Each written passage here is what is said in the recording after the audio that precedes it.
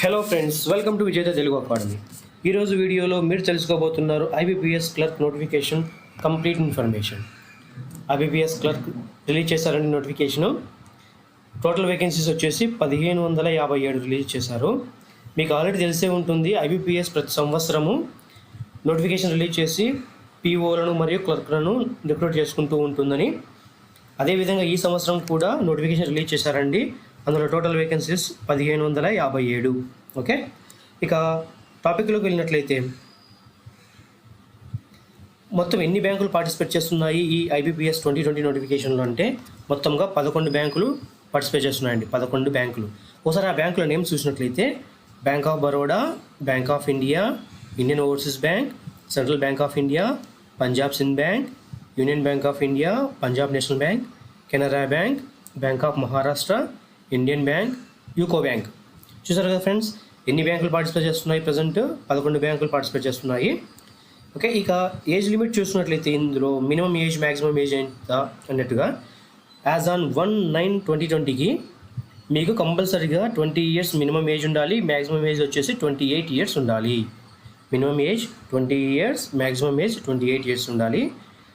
దాంతోపాటుగా అంటే maximum age 28 ఇయర్స్తో పాటుగా కొన్ని రిలాక్సేషన్ కూడా ఇచ్చారండి. అది వచ్చేసి ఎస్సీ వాళ్ళకి మరియు ఎస్టీ వాళ్ళకి 5 ఇయర్స్, ఎస్సీ ఎస్టీ వాళ్ళకి 5 ఇయర్స్, ఓబీసీ వాళ్ళకి 3 ఇయర్స్, పిహెచ్డి పర్సన్స్కి, ఫిజికల్లీ హ్యాండిక్యాప్డ్ పర్సన్స్కి 10 ఇయర్స్ ఏజ్ రిలాక్సేషన్ ఇచ్చారండి. ఓకే, ఇవన్నీ as per norms of government rules and regulations ప్రకారంగానే ఇస్తారు.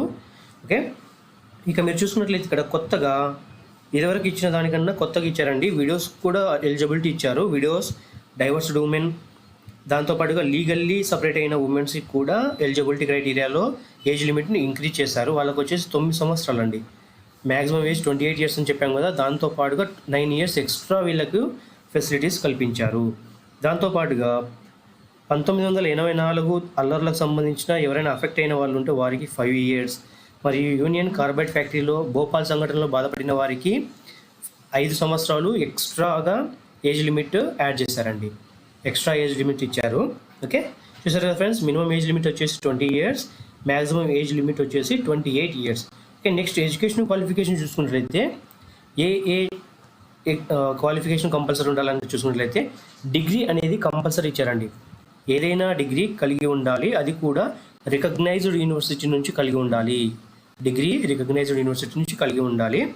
దాంతోపాటుగా ఒకవేళ డిగ్రీ లేని వాళ్ళు ఈక్వలెంట్ క్వాలిఫికేషన్ ఏదైనా ఉంటే, ఈక్వలెంట్ క్వాలిఫికేషను ఏదైనా ఉన్నట్లయితే సెంట్రల్ గవర్నమెంట్ రికగ్నైజ్ చేసిన వాటి నుంచి వారు కూడా ఎలిజిబిలిటీ కలిగి ఉంటారు. కాకపోతే ఇప్పుడు ఇదివరకు ఇచ్చిన లాగానే ప్రొఫిషియన్సీ లాంగ్వేజ్ కంపల్సరీగా ఉండాలండి. అఫీషియల్ లాంగ్వేజ్ ఏదైతే ఉంటుందో ఏ స్టేట్కి సంబంధించిన స్టేట్ వాళ్ళకి ఆ అఫీషియల్ లాంగ్వేజ్లో ప్రొఫిషియన్సీ టెస్ట్ ఉంటుంది. ఆ ప్రొఫిషియన్సీ టెస్ట్ కంపల్సరీగా వాళ్ళు ఎలిజిబుల్ కావాలి. ప్రొఫిషియన్సీ టెస్ట్ అంటే ఏ స్టేట్కి సంబంధించిన వాళ్ళు ఆ స్టేట్లో కంపల్సరీగా ఆ లాంగ్వేజ్ వచ్చి ఉండాలి. వచ్చి ఉండడం అంటే దానిని చదవగలగడం, రాయడం మరియు మాట్లాడడం తెలిసి ఉండాలి. ఫర్ సపోజ్ మీరు ఏపీ తెలంగాణ పర్సన్స్ అయితే మీకు తెలుగు రాయడం, చదవడం మరియు మాట్లాడడం కంపల్సరీగా తెలిసి ఉండాలి. ఓకే, దాంతోపాటుగా చాలా వరకు ఇదివరకు ఎలా చేశారంటే ఏపీ తెలంగాణ వాళ్ళు దగ్గరలో ఉన్న తమిళనాడుకు అప్లై చేసుకుని అక్కడ జాబ్లు కొట్టేశారండి. అప్పటికి కూడా వారు ఈ ప్రొఫిషియన్సీ టెస్ట్ను కూడా పాస్ అయిపోయి అక్కడ కొట్టారు. ఒకవేళ మీరు అలా అప్లై చేసుకొని అక్కడ ఉన్న పోస్టులకు కూడా మీకు ఎలిజిబిలిటీ ఉంటే మీకు ఆ లాంగ్వేజ్ అంటే తమిళ్ మీకు తెలిసి ఉన్నట్లయితే తమిళనాడులో అప్లై చేసుకోవచ్చండి. తెలిసి ఉండడం అంటే రాయడము, చదవడము మరియు మాట్లాడడం కూడా తెలిసి ఉండాలి తమిళ్ అనేది. అలాంటి వారు ఎవరైనా ఉన్నట్లయితే వారు ఆంధ్రాలో ఉన్న వాళ్ళు తమిళ్ తెలిసి ఉన్నట్లయితే తమిళ్ స్టేట్కి కూడా అప్లై చేసుకోవచ్చు. ఓకే, ఇక నెక్స్ట్ చూసుకున్నట్లయితే అప్లికేషన్ ఫీ చూస్తాం ఒకసారి. ఎంత అప్లికేషన్ ఫీ ఇచ్చారనేసి అందరికండి. ఇది యాక్చువల్గా అయితే ఓపెన్ కేటగిరీ మరియు బీసీ కేటగిరీస్ మొత్తానికి ఓపెన్ కేటగిరీ మరియు బీసీ కేటగిరీ పర్సన్స్కి 850 రూపీస్ అండి.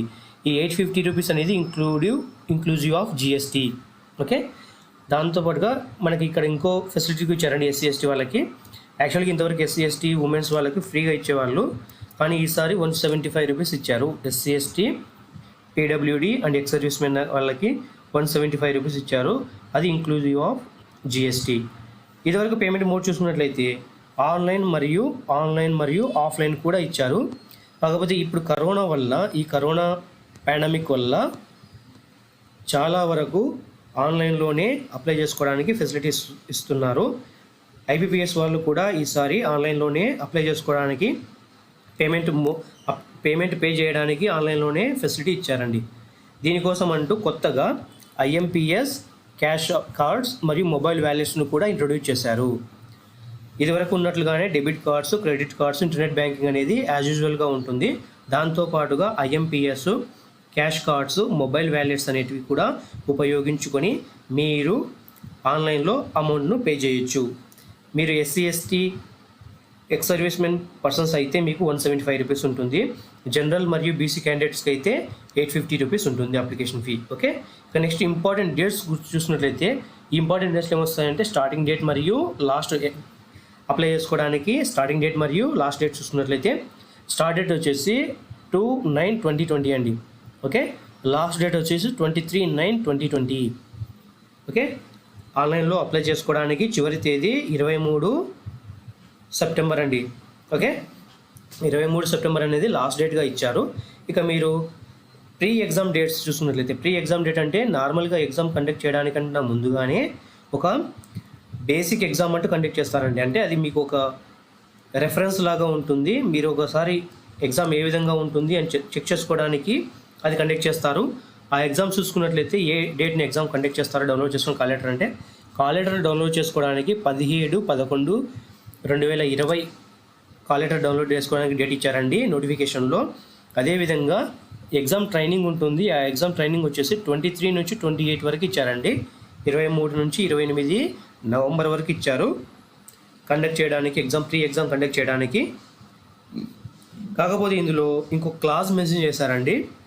క్లాజ్ ఏంటంటే ఈ కోవిడ్-19 వల్ల సేఫ్టీ కండిషన్స్ దృష్టిలో ఉంచుకొని ఒకవేళ పీఈటీ ప్రీ ఎగ్జామ్ డేట్స్ అనే టెస్ట్ని కానీ ప్రీ ఎగ్జామ్ ట్రైనింగ్ని కానీ కండక్ట్ చేయలేకపోవచ్చు లేదా పోస్ట్పోన్ చేయొచ్చు అన్నట్టుగా ఇచ్చారు. ఓకే, మ్యాక్సిమంగా కండక్ట్ చేయలేమని మెన్షన్ చేశారు. ఎందుకంటే పోస్ట్పోన్ చేస్తామని చెప్పి ఫైనల్గా కండక్ట్ చేయలేమని చెప్పి బాధపడతారని ముందుగానే కండక్ట్ చేయలేము అని చెప్పారు. అందులో ఇంకో క్లాస్ కూడా మెన్షన్ చేశారండి. ఇన్ కేస్ నవంబర్ లోపల ఈ కోవిడ్-19 అనేది కంట్రోలబుల్ అయితే అప్పుడు మరి ఒకసారి ఈ ప్రీ ఎగ్జామ్ గురించి ఆలోచిస్తామని చెప్పారు. ఓకే, ఇక నెక్స్ట్ ప్రిలిమినరీ ఎగ్జామ్ చూసుకున్నట్లయితే ప్రిలిమినరీ అనేది బేస్ ఎగ్జామ్ అండి. ఇందులో ఎవరైతే క్వాలిఫై అవుతారో వారు మాత్రమే మెయిన్ ఎగ్జామ్స్ రాయడానికి ఎలిజిబిలిటీ ఉంటుంది.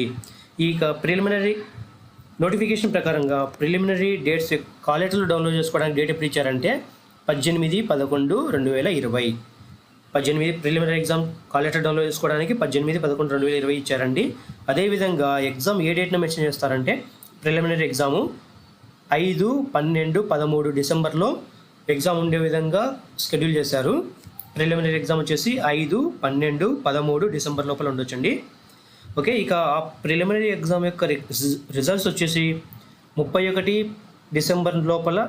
డిసెంబర్లో అనౌన్స్ చేస్తారండి. 31 డిసెంబర్న అనౌన్స్ చేసేస్తారు ప్రిలిమినరీ ఎగ్జామ్. ఓకే, ఇక ప్రిలిమినరీ ఎగ్జామ్ ఒకసారి చూసుకున్నట్లయితే ఏ విధంగా ఉంటుంది ఇదని ఆన్లైన్లోనే ఉంటుందండి. ప్రిలిమినరీ ఆన్లైన్లోనే ఉంటుంది మరియు మెయిన్స్ కూడా ఆన్లైన్లోనే ఉంటుంది. ఇక ఎగ్జామ్స్ ప్యాటర్న్ మీరు చూసుకున్నట్లయితే ఏ విధంగా ఎన్ని క్వశ్చన్స్ ఉంటాయి, ఎంత టైం అలాట్ చేస్తారని ఇంగ్లీష్ లాంగ్వేజ్, న్యూమరికల్ అబిలిటీ మరియు రీజనింగ్ అబిలిటీ అనేటివి ఇందులో మెన్షన్ చేశారండి. 3 సబ్జెక్టుల నుంచి 100 క్వశ్చన్లు వస్తాయి. ఓకే, 3 క్వశ్చన్ల నుంచి 100 క్వశ్చన్ 3 సబ్జెక్టుల నుంచి 100 క్వశ్చన్లు ఉంటాయి. ఇక నెంబర్ ఆఫ్ క్వశ్చన్స్ చూసుకున్నట్లయితే ఇంగ్లీష్ లాంగ్వేజ్ 30 క్వశ్చన్లు 30 మార్కులకి, న్యూమరికల్ అబిలిటీ 35 క్వశ్చన్లు 35 మార్కులకి, రీజనింగ్ అబిలిటీ 35 క్వశ్చన్లు 35 మార్కులకి ఇచ్చారండి. ఓకే, ఇక టైం స్లాట్ చూసుకున్నట్లయితే ఇంగ్లీష్ లాంగ్వేజ్ 20 నిమిషాలు, న్యూమరికల్ అబిలిటీకి 20 నిమిషాలు, రీజనింగ్ అబిలిటీకి 20 నిమిషాలు అలాట్ చేశారు. మొత్తంగా 1 అవర్ టైం ఇచ్చారండి. 1 అవర్ టైం ఇచ్చారు. 1 అవర్ లోపల మీరు ఈ 100 క్వశ్చన్లు కంప్లీట్ చేయాలి. ఇక్కడ మీరు గుర్తుంచుకోవాల్సిన విషయం ఏమిటంటే మీకు ఏదైనా ఒక ఎగ్జామ్ స్లాట్ను బుక్ చేస్తున్నట్లయితే అంటే ఇంగ్లీష్ లాంగ్వేజ్ కానీ, న్యూమరికల్ అబిలిటీ కానీ, రీజనింగ్ అబిలిటీ కానీ ఫస్ట్ మీరు సెలెక్ట్ చేసుకున్నట్లయితే ఫర్ సపోజ్ ఎగ్జాంపుల్ నేను చెబుతున్నాను. ఫస్ట్ మీరు ఇంగ్లీష్ లాంగ్వేజ్ సెలెక్ట్ చేసుకున్నారనుకోండి, 20 నిమిషాల టైం మాత్రమే మీకు ఉంటుంది. టైం అలాటెడ్ వచ్చేసి 20 నిమిషాలే. 20 నిమిషాలలో మీకు ఇచ్చిన 30 క్వశ్చన్లు ఆన్సర్ చేయాలి.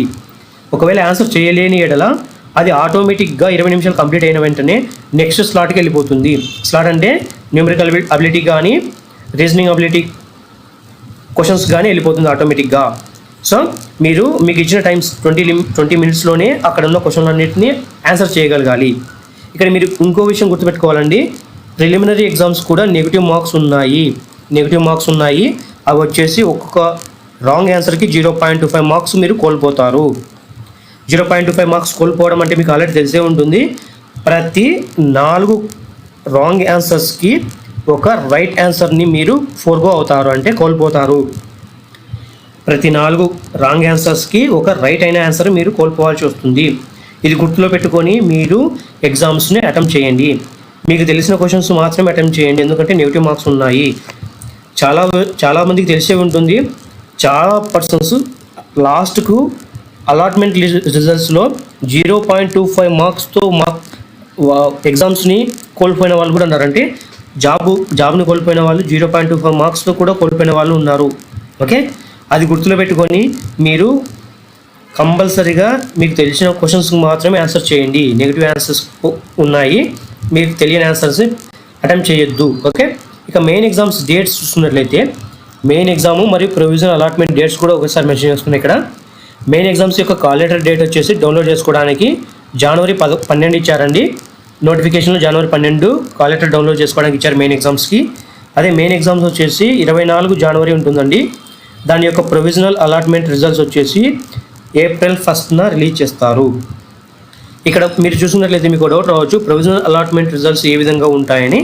మెయిన్స్లో వచ్చిన మార్క్స్ ఏవైతే ఉంటాయో, మీకు ఎన్ని మార్క్స్ అయితే వస్తాయో ఆ మార్క్స్ బేస్ మీదనే లిస్ట్ అనేది అలాట్ చేస్తారు. ఎవరికి ఎక్కువ మార్కులు వస్తాయో వారు మాత్రమే ఫస్ట్ లిస్ట్లో, అంటే నెంబర్ 1 పొజిషన్లో ఉంటారు. ఆటోమేటిక్గా రెడ్యూస్ అయిన వాళ్ళు వస్తూ నిదానంగా కిందికి వస్తూ ఉంటారు. ఓకే, ఇక్కడ మీరు గుర్తుంచుకోవాల్సింది మెయిన్స్లో కూడా నెగిటివ్ మార్క్స్ ఉన్నాయి. కంపల్సరీగా మీరు తెలిసిన క్వశ్చన్ మాత్రమే అటెంప్ట్ చేయండి.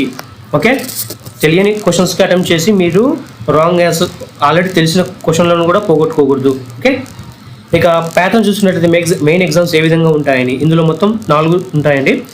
జనరల్ అవేర్నెస్ కూడా యాడ్ అవుతుంది. ఇదివరకు ఉన్న ప్రిలిమినరీ ఎగ్జామ్స్లో మీకు 3 ఇచ్చాడు, ఇక్కడ 4 ఇచ్చాడండి. General English, reasoning ability and computer aptitude, quantitative aptitude మీకు ఆల్రెడీ ప్రిలిమ్స్లో కూడా ఉంటాయి. కాకపోతే అక్కడ తక్కువ క్వశ్చన్లు, ఇక్కడ ఎక్కువ క్వశ్చన్లు అండి. ఓకే, ఇక జనరల్ అవేర్నెస్ చూసినట్లయితే general awareness and financial awareness మీద 50 క్వశ్చన్లు 50 మార్కులకు ఇచ్చారండి. జనరల్ ఇంగ్లీష్ వచ్చేసి 40 క్వశ్చన్లు 40 మార్కులకి, రీజనింగ్ అబిలిటీ మరియు కంప్యూటర్ యాప్టిట్యూడ్ వచ్చేసి 50 క్వశ్చన్లు 60 మార్కులకు ఇచ్చారండి. ఇక క్వాంటిటేటివ్ యాప్టిట్యూడ్ 50 క్వశ్చన్లు 50 మార్కులకు ఇచ్చారు. ఓకే, మొత్తంగా 190 క్వశ్చన్లు 200 మార్కులకు అండి. ఓకే, 190 క్వశ్చన్లు 200 మార్కులకు. ఇక టైం స్లాట్ చూసినట్లయితే ఏ విధంగా వాటికి అలాట్మెంట్ చేశారు టైం అనేసి, 50 క్వశ్చన్లకు జనరల్ అవేర్నెస్ ఇచ్చారు కదండి, వాటికి 35 నిమిషాల్లో మీరు ఆన్సర్ చేయాలి. జనరల్ ఇంగ్లీష్ వచ్చేసి 35 నిమిషాల్లో ఆన్సర్ చేసేసేయాలి. రీజనింగ్ అబిలిటీ మరియు కంప్యూటర్ యాప్టిట్యూడ్కి వచ్చేసి 45 నిమిషాలు అలాట్ చేశారు. క్వాంటిటేటివ్ యాప్టిట్యూడ్కి వచ్చేసి 45 నిమిషాలు అలాట్ చేసేసారు. ఓకే, మీరు ఇక్కడ గమనించినట్లయితే మొత్తంగా 2 గంటల 40 నిమిషాలు ఇచ్చారండి.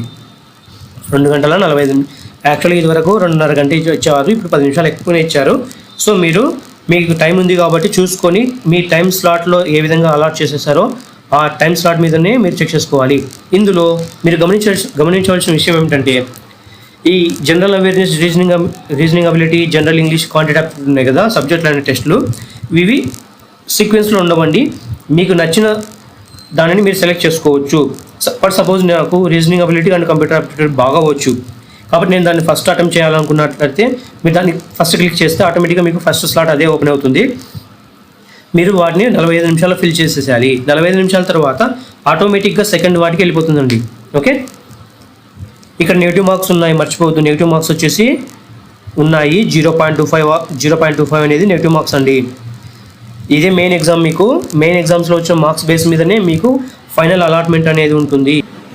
ఇక ఇప్పుడు ఎలిజిబిలిటీ క్రైటీరియా ఒకసారి చూద్దాం. ఎలిజిబిలిటీ క్రైటీరియా అని ఇక్కడ ఎందుకు మెన్షన్ చేశాను సపరేట్గా అంటే, చాలా వరకు అన్నీ తెలిసిన వాళ్ళు కూడా చిన్న తప్పులు చేసి జాబ్లు పోగొట్టుకునే వాళ్ళు ఉన్నారు. అందుకోసం నేను ఇక్కడ క్లియర్గా మెన్షన్ చేశాను.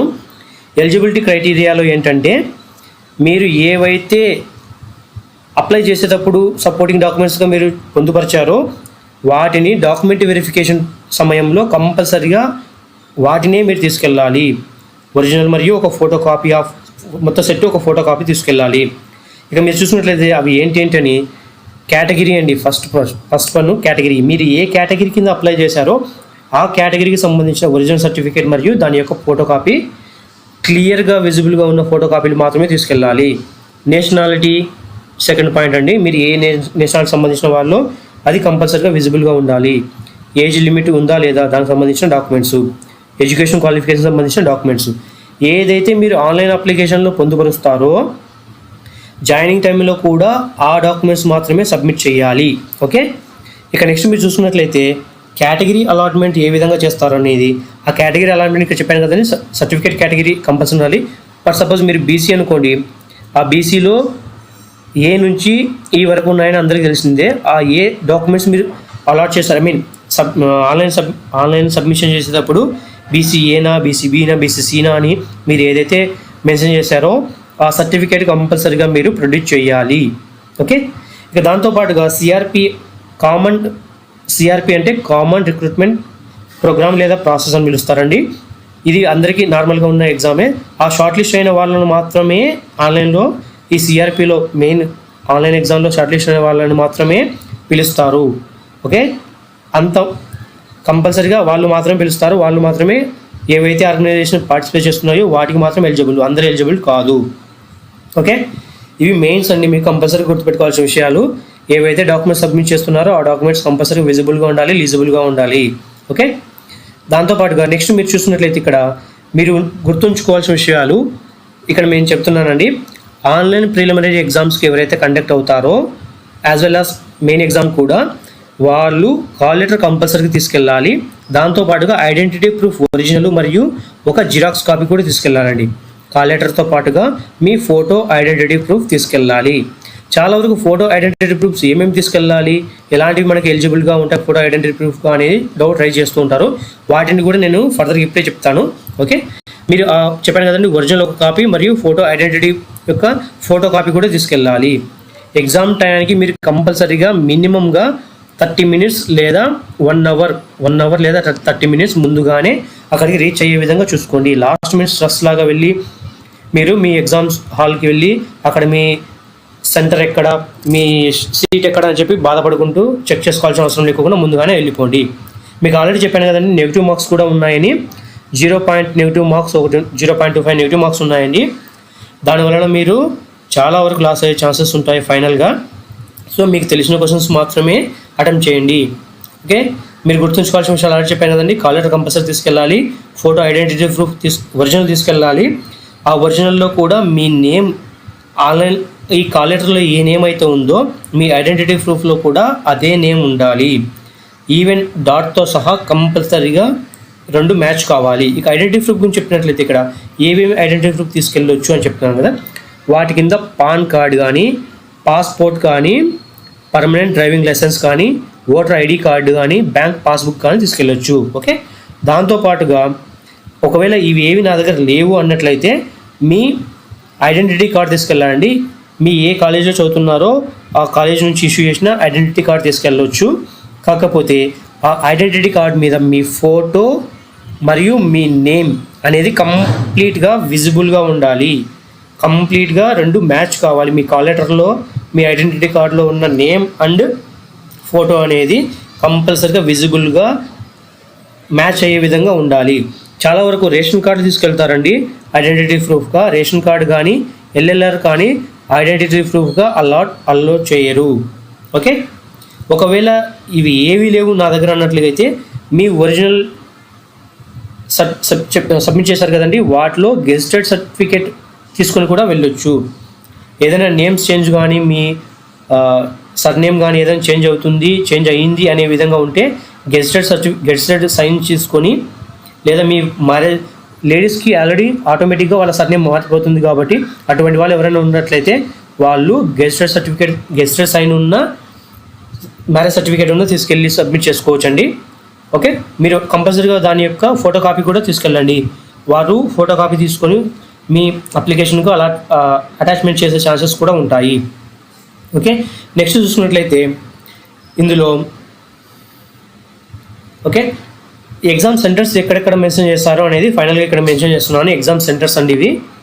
ఎగ్జామ్ సెంటర్స్ ఎక్కడెక్కడ ఉన్నాయి, ప్రిలిమ్స్కి ఎక్కడ ఉన్నాయి, మెయిన్స్కి ఎక్కడ ఉన్నాయి మీరు చూసుకున్నట్లయితే ఆంధ్రప్రదేశ్ మరియు తెలంగాణ వారికి మాత్రం ఇప్పుడు చేస్తున్నందుకు గాను నేను వారి మాత్రం తీసుకున్నాను. ఇక ఆంధ్రప్రదేశ్ ఎక్కడెక్కడ ప్రిలిమినరీ ఎగ్జామ్స్ సెంటర్స్ ఇచ్చారు చూసుకున్నట్లయితే మీరు చీరాల, చిత్తూరు, ఏలూరు, గుంటూరు, కడప, కాకినాడ, కర్నూలు, నెల్లూరు, ఒంగోలు, రాజమండ్రి, శ్రీకాకుళం, తిరుపతి, విజయవాడ, విశాఖపట్నం, విజయనగరం ఈ సెంటర్స్ అన్నింటికి ప్రిలిమినరీ ఎగ్జామ్స్ రాసుకోవడానికి మీకు ఛాన్సెస్ ఉంటాయండి. కానీ మెయిన్స్ ఎగ్జామ్స్కి వచ్చేసి కేవలం 4 సెంటర్లకు మాత్రమే అలాట్మెంట్ ఇచ్చారు. గుంటూరు, కర్నూలు, విజయవాడ, విశాఖపట్నం ఈ సిటీలలో మాత్రమే మీరు మెయిన్ ఎగ్జామ్స్ రాసుకోవడానికి ఛాన్సెస్ ఉంటాయి. కాబట్టి మీరు ఆన్లైన్లో అప్లై చేసేయడానికి ముందే మీకు దగ్గరగా ఉన్న సిటీ ఎగ్జామ్ సెంటర్ ఏదైతే ఉంటుందో గుంటూరు కానీ, కర్నూలు కానీ, విజయవాడ కానీ, విశాఖపట్నం కానీ అక్కడ మాత్రమే మీరు మెయిన్ ఎగ్జామ్స్ రాసుకోవడానికి అలాట్ చేసుకునే విధంగా మీరు పొందుపరచాలండి. ఇందులో కూడా మీకు ఛాన్సెస్ ఉంటాయి, ప్రిఫరెన్సెస్ ఉంటాయి. ఫస్ట్ ప్రిఫరెన్స్ ఏది, సెకండ్ ప్రిఫరెన్స్ ఏదని మీకు దగ్గరగా ఏ సిటీ ఉంటే ఆ సిటీని మీరు ఫస్ట్ ప్రిఫరెన్స్గా పెట్టుకోవడానికి వెసులుబాటు ఇచ్చారు. ఓకే, ఇక తెలంగాణ చూసుకున్నట్లయితే ప్రిలిమినరీ ఎగ్జామ్స్ రాసుకోవడానికి హైదరాబాద్, కరీంనగర్, ఖమ్మం, వరంగల్ ఇచ్చారండి. 4 సెంటర్లు ప్రిలిమినరీ ఎగ్జామ్స్ రాసుకోవడానికి తెలంగాణ పర్సన్స్కి అవైలబిలిటీ కల్పించారు. ఇక మెయిన్ ఎగ్జామ్స్ చూసినట్లయితే అందరూ వచ్చేసి హైదరాబాద్లోనే రాయాలి. తెలంగాణ సిటీలో ఎవరైతే ఉన్నారో తెలంగాణ స్టేట్కి సంబంధించిన వాళ్ళంతా హైదరాబాద్లోనే మెయిన్ ఎగ్జామ్స్ రాయడానికి వెసులుబాటు ఇచ్చారండి. ఓకే, చూసారు కదా ఫ్రెండ్స్, ఇప్పటివరకు మొత్తం టోటల్గా ఐబీపీఎస్ నోటిఫికేషన్ గురించి కంప్లీట్ ఇన్ఫర్మేషన్.